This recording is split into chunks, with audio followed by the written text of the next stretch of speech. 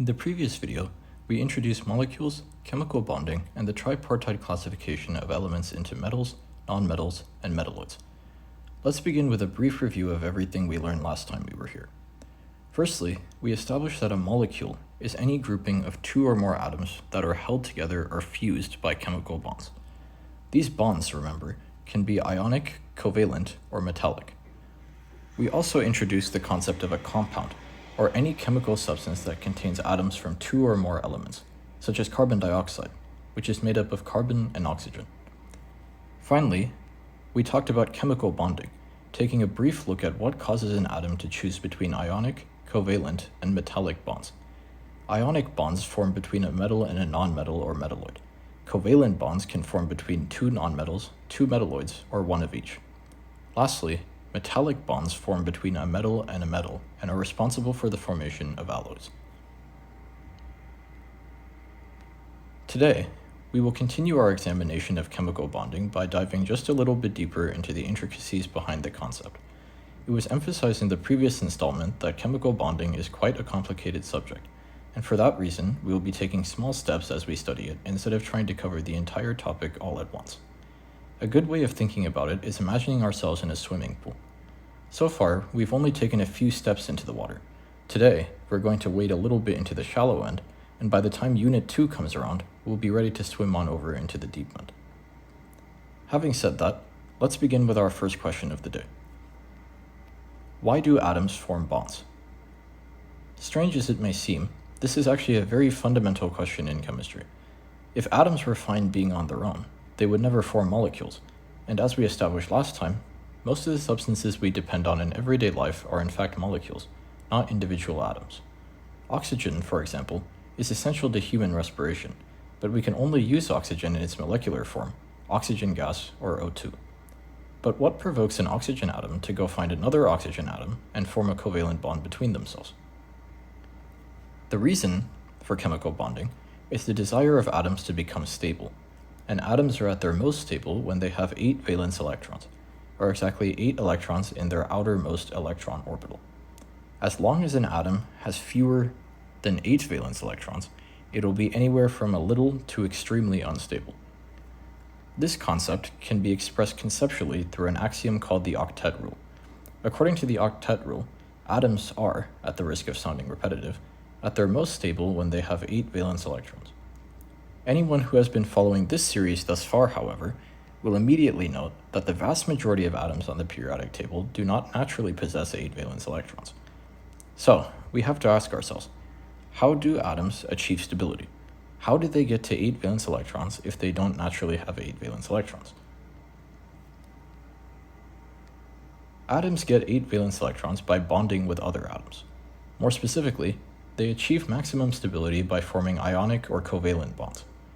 Either will do, but these bonds are what help make an atom stable. Another way of putting it is to say that atoms need each other. On their own, most atoms are unstable, but when they fuse and bond with other atoms, they stabilize, which is exactly what they want. Now, we previously stated that ionic bonds occur between a metal and a nonmetal, and that covalent bonds, by contrast, happen between two nonmetals. This is far from the only difference between ionic and covalent bonding, however. Today, we introduce the primary distinction between an ionic and a covalent bond, and we do this by traveling to the atomic level and looking at what exactly transpires when a chemical bond forms. Put simply, we're going to be examining the bonds themselves. Before we get into that, we must remember that both ionic and covalent bonds involve electrons, because electrons are what determine an atom's stability. Electrons are the major players here. It's important to keep this in mind.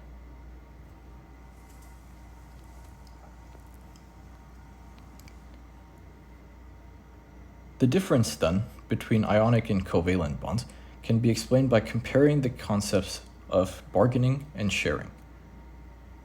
In an ionic bond, one atom gives away an electron, and the other atom receives this electron. In other words, a gift of electrons will occur. This isn't an exchange of electrons necessarily, because the atom giving away electrons doesn't receive anything in return. It's a one-sided deal, so to say. A sharp-eyed viewer may have noticed that all the atom diagrams we've looked at thus far have had one thing in common. All of them show an equal number of protons and electrons. This is important because the attraction between the negative electrons and the positive protons is what gives atoms their structure. Remember, opposites attract. But just now, we've thrown a wrench into that whole concept. Whenever an atom gives or gets an electron, the delicate balance between protons and electrons is appended. When an atom's number of protons does not equal its number of electrons, the overall atom, and remember this is the overall atom, not the subatomic particles, the overall atom becomes electrically charged. In their natural state, atoms are actually electrically neutral, and this is because the protons and electrons essentially cancel one another out. For the sake of illustration, let's suppose we have an atom that forms an ionic bond and gives away an electron in so doing. This atom now has fewer electrons than protons, and the one extra proton gives the overall atom a positive charge. This positively charged atom is now called a cation. For the sake of contrast, let's now imagine an atom that gains an electron through ionic bonding. This atom now has more electrons than protons, and the extra electron gives the overall atom a negative charge. This negatively charged atom is referred to as an anion. Both cations and anions belong to the larger category of particles called ions, and this is why ionic bonding is called ionic bonding. As a quick side note, there's a neat little trick for remembering the difference between cations and anions. To all the cat people out there, a good way to remember cations is by thinking of them as the positive type of ion. Cation has the word cat in it, and cations are the positively charged ion. In other words, cats make ions positive.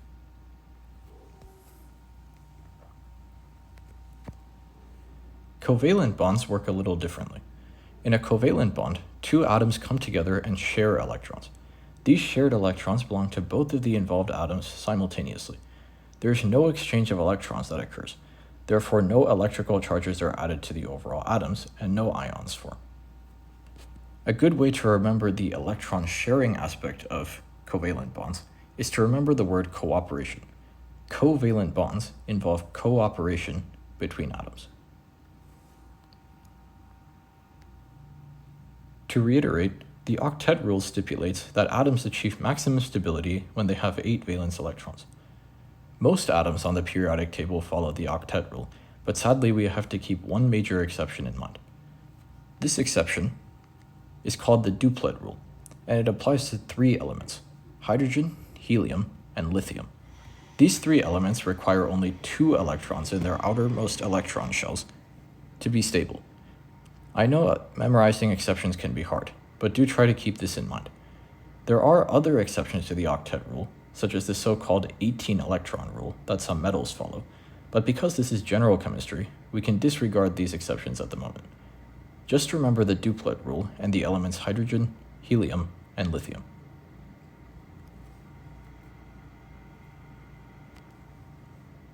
Thus far, we've talked quite a bit about the concepts behind ionic and covalent bonding, but we haven't illustrated the differences visually as of yet.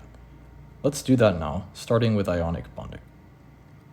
Here we have an example of ionic bonding occurring between an atom of lithium and an atom of chlorine, a bond which results in the molecular compound called lithium chloride. It may be noticed that both the atom diagrams showed here omit the protons and neutrons. This is a deliberate omission, because protons and neutrons don't have a direct impact on ionic or covalent bonding. Once again, electrons are the main characters today. Let's take a closer look at lithium first. Lithium's valence electron shell contains 1 lonely electron, and its inner shell has 2 electrons. This chlorine atom, on the other hand, has 1, 2, 3, 4, 5, 6, 7 electrons in its outer shell. Chlorine only needs 1 more electron to meet the stability requirement of the octet rule. If lithium followed the octet rule, it would have its work cut out for it, since it would need 7 additional valence electrons to achieve stability. Fortunately, because lithium is one of the 3 exceptions to the octet rule, it's going to have an easy time of it. All that has to happen here is the transfer of 1 electron from lithium's outermost shell to chlorine's outermost shell. Lithium's outermost shell disappears, and its inner shell becomes its new valence electron shell. This shell already has 2 electrons, which meets the requirement of the duplet rule. So, lithium is stable. Chlorine also becomes stable since the transferred electron adds one more electron to its existing 7, giving it a total of 8 electrons in its outermost shell. Both atoms are stable, an ionic bond has formed, and we now have a molecule of lithium chloride.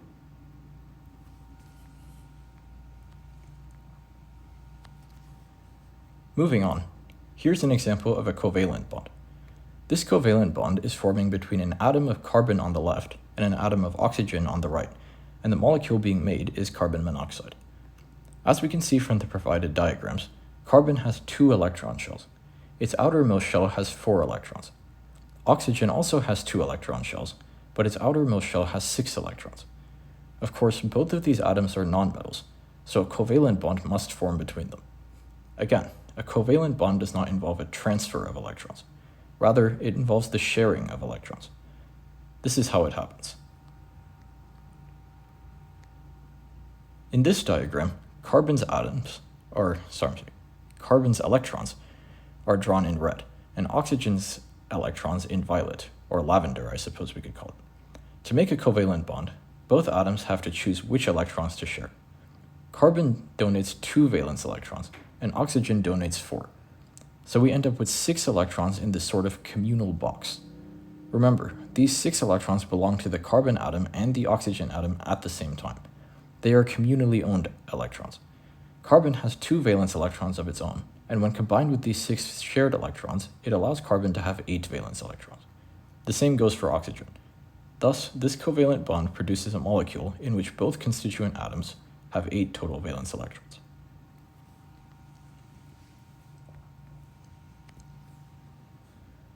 That's just about as far as we need to venture into the world of chemical bonding today. Let's move on to the titular topic of today's video, periodic trends. Last time, we emphasized over and over again that the periodic table is not haphazardly organized. Elements are placed on the table based on their shared properties. Groups and periods were the classifications we looked at earlier, but today we're examining trends. In other words, we're trying to discover patterns in the placement of elements. Periodic trends are simply the patterns that describe how chemical properties change as we move across the periodic table. These trends are general, which means that there are always exceptions.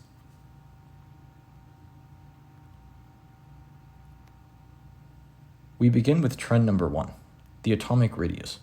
Atomic radius describes the distance between an atom's nucleus and its outermost electron shell. If we look at this atom of beryllium, and we know it's beryllium because it has 4 protons drawn in white, we see that the atomic radius is the length of that white line between the nucleus and the valence electron shell. Like all the other periodic trends, the trend for atomic radius has 2 dimensions. In other words, we need to look at the horizontal direction as well as the vertical direction. In terms of the periodic table, atomic radius increases as we move from right to left, and it also increases as we move from the top of the table to the bottom of the table. The reason for this vertical pattern is because, when we move from top to bottom, we see an increasing number of electron shells, and more electron shells will naturally add to the atomic radius because we have to travel a longer distance to reach the outermost shell. When we move from right to left, on the other hand, we notice that the atomic number decreases, leading to fewer protons, which in turn leads to less attraction between the nucleus and the electron shells. Opposites attract. This can't be said enough. The element with the largest atomic radius is cesium, or Cs. Now, everyone who has a periodic table in front of them right now might be wondering why francium, abbreviated Fr, doesn't have the largest atomic radius. After all, if a person follows the patterns we've discussed, it would make sense to conclude that francium has the highest radius. But this is one of those unfortunate exceptions to the rule we were talking about earlier. There is a logical explanation as to why cesium has a larger atomic radius than francium, but we can't get into that explanation without getting into quantum chemistry and all sorts of complicated topics, so we're not going to go there. All that we can do is remember that, in dealing with this periodic trend, we need to disregard francium and most of the other elements found on its row. In other words, we need to ignore the elements located on period 7 of the periodic table.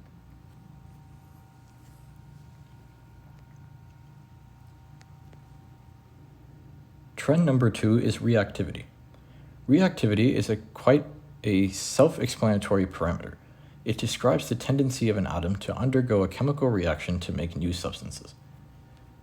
There is a complication here, however. We have to discuss the reactivity of metals and nonmetals separately because they follow different trends, diametrically opposite trends, as a matter of fact. We begin with metals. For metals, reactivity increases as we move from right to left and as we move from top to bottom, the same patterns we witnessed in regard to atomic radius. For nonmetals, the inverse happens. Reactivity in nonmetals increases from left to right and also increases from bottom to top. The reasons for higher and lower reactivity have to do with electron affinity and electronegativity, which we'll discuss in just a little bit. Following these patterns, we deduce that the most reactive metal, and the most reactive element overall for that matter, is cesium. Fluorine is the most reactive nonmetal.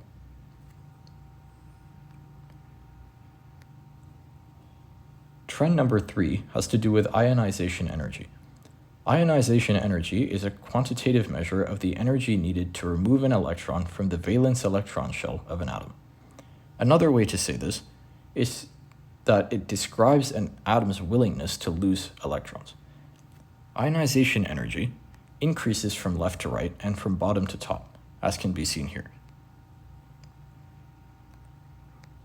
This pattern occurs because a smaller atomic radius and a higher number of protons keep electrons tightly packed close to the nucleus, and the larger attractive forces caused by such an arrangement require more energy to overcome.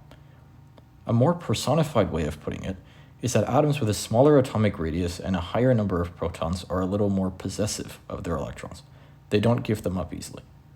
Helium has the highest ionization energy of all the elements, and this makes sense because it's located at the top right-hand corner of the periodic table.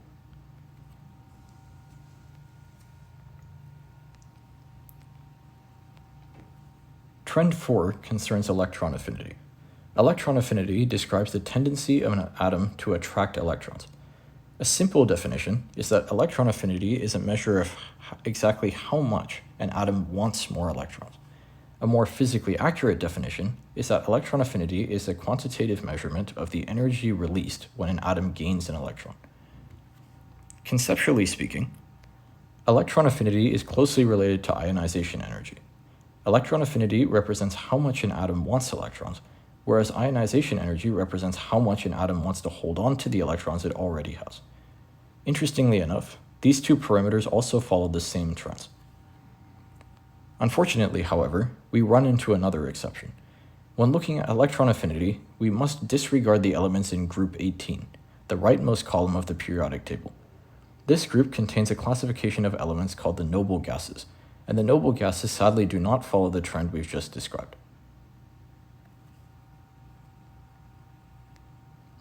Electron affinity increases as we move from left to right, and increases as we move from bottom to top.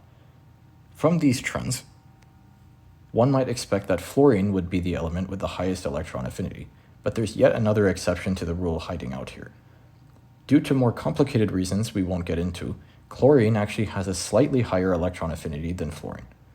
Besides this, the trends do hold true, but it is important to remember this annoying anomaly.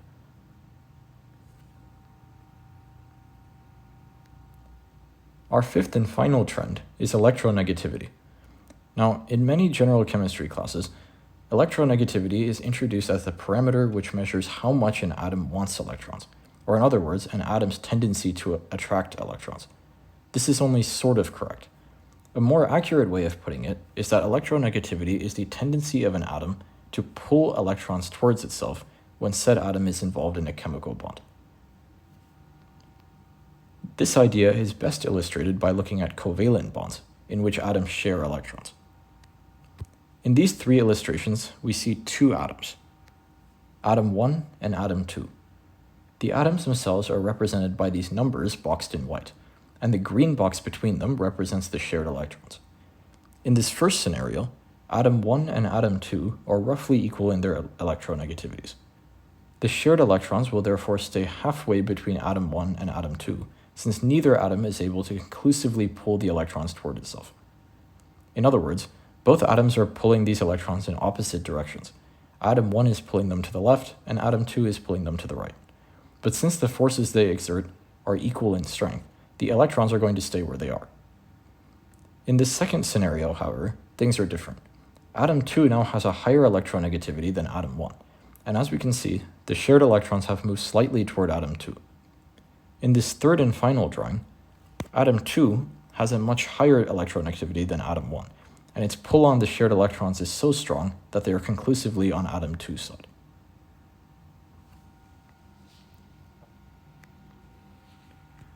Now, it's important not to get the wrong idea here.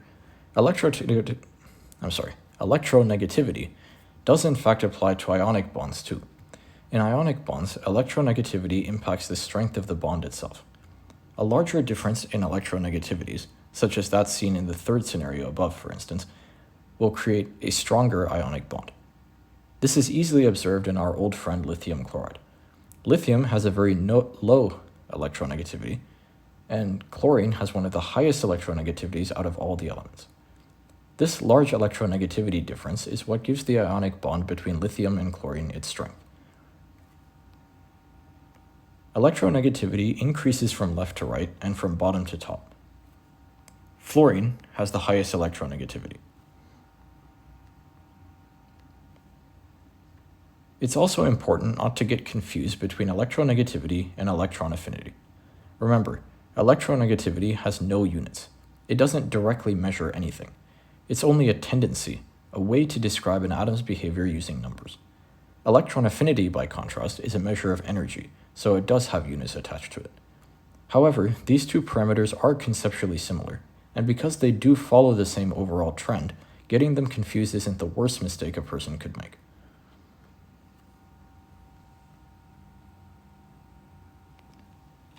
Having discussed all 5 periodic trends in detail, it's important to reiterate that these trends are general trends, and keeping the exceptions in mind is crucial in avoiding mistakes, especially on an exam where a question might ask a student to, for example, determine whether or not one element is more electronegative than another element only by looking at a periodic table. Because of this, there is going to be a little bit of memorization involved. There isn't much we can do about that, unfortunately. The good news is that, generally speaking, it's unlikely that a test or exam will ask questions on periodic trends in cases where an overall trend doesn't apply. Most questions on periodic trends will assume that the trend being looked at is being followed, so unless there's an obvious exception at play, it's usually safe to follow the periodic patterns for trends when predicting the behavior of atoms in a classroom setting.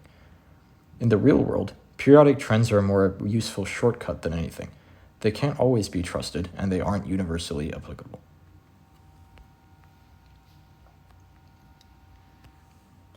Let's work through an example problem and put what we've learned into practice. Example 1 would like us to look at a periodic table, this periodic table from PubChem for instance, and answer these true-false questions. For everyone who wants to work through these problems independently, I do recommend pulling up your own copy of the periodic table to make it a little more convenient. Let's start with part A. Part A says, in the ionic bond between lithium and chlorine, lithium becomes a cation. Now, is this true, or is it false? Please pause the video here to try this out for yourself.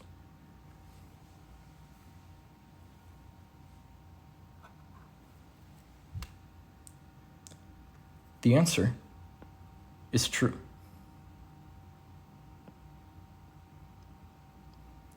Lithium is the atom giving an electron in this instance, which means it will have more protons than electrons. The overall atom will thus gain a positive electrical charge, and as we all know, cats make everything positive. Lithium will in fact become a cation through this ionic bond. The answer is true. Part B now. Chlorine is more electronegative than bromine. True or false?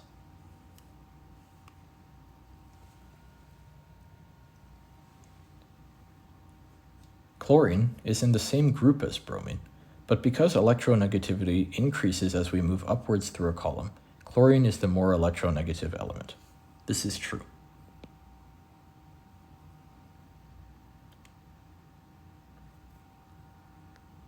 Just one more. Part C claims that nitrogen is more reactive than phosphorus. Is this true or is it false?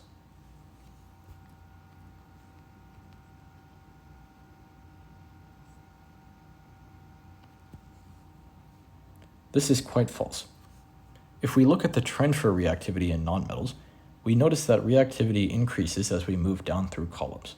Nitrogen and phosphorus are both in the same group, but the latter is lower down than the former, so phosphorus is the more reactive element.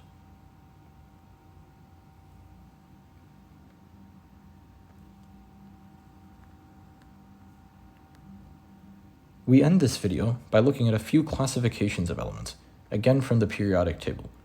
The following classifications are a little more authoritative than the tripartite classification of metals, nonmetals, and metalloids, and it's likely that any student of chemistry will eventually come across these terms, so we're going to discuss them here in case they come up again. The first group of elements are found in group 1, or the leftmost column. The elements lithium, sodium, potassium, rubidium, cesium, and francium are collectively referred to as the alkali metals. All of these are highly reactive metals and have lower melting points than most metals. One interesting fact about the alkali metals is that francium, which has the chemical symbol Fr, is so radioactive that if a lump of its most chemically stable variety was left out, half of it would decay away in about 20 minutes. It is a very short-lived element in the natural world.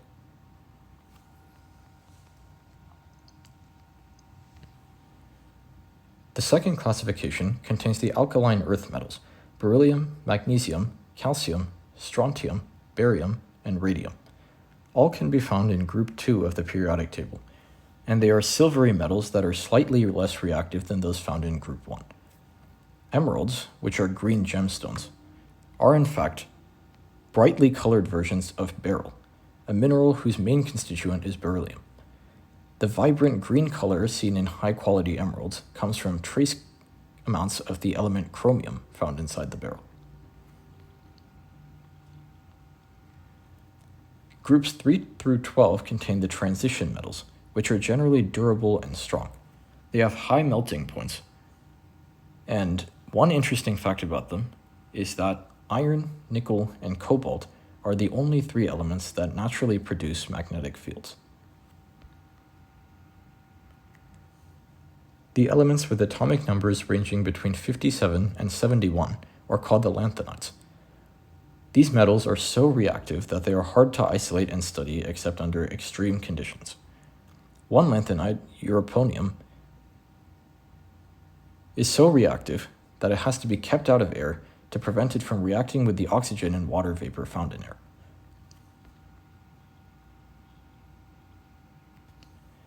A closely related group are the actinides, which have atomic numbers between 89 and 103.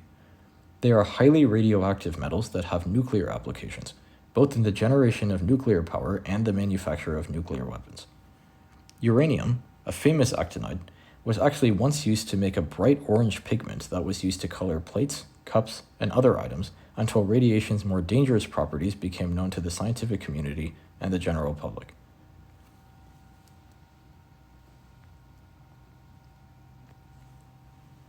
The halogens, fluorine, chlorine, bromine, iodine, astatine, and tennessine, are located in group 17. Many are toxic, all are highly reactive, and they include some of the most electronegative elements on the entire periodic table. An interesting fact about the halogens is that the first chemotherapeutic drugs used in cancer treatment were actually derived from halogen-based chemical weapons used during the First World War. Mustard gas and chlorine gas were found to have cytotoxic or cell-killing effects when used on enemy soldiers, and this gave scientists the idea that similar chemicals might be used to kill the malignant cells that comprise cancerous tumors. The first generation of chemotherapeutic agents were named alkylating agents after the chemical process of alkylation, which is the mechanism of action of sulfur mustard gas. Finally, group 18 includes the noble gases: helium, neon, argon, krypton, xenon, and radon. The noble gases naturally have 8 valence electrons, and this makes them very non-reactive. They exist as gases at room temperature. Krypton, one of the noble gases, gets its name from the Greek word meaning hidden, and this is the same root word for the adjective cryptic, which is used to describe things that are mysterious or hard to learn about. That's about it for periodic trends. In the next video, Unit 1, Video 4, we will cover electron configuration. Thank you for watching.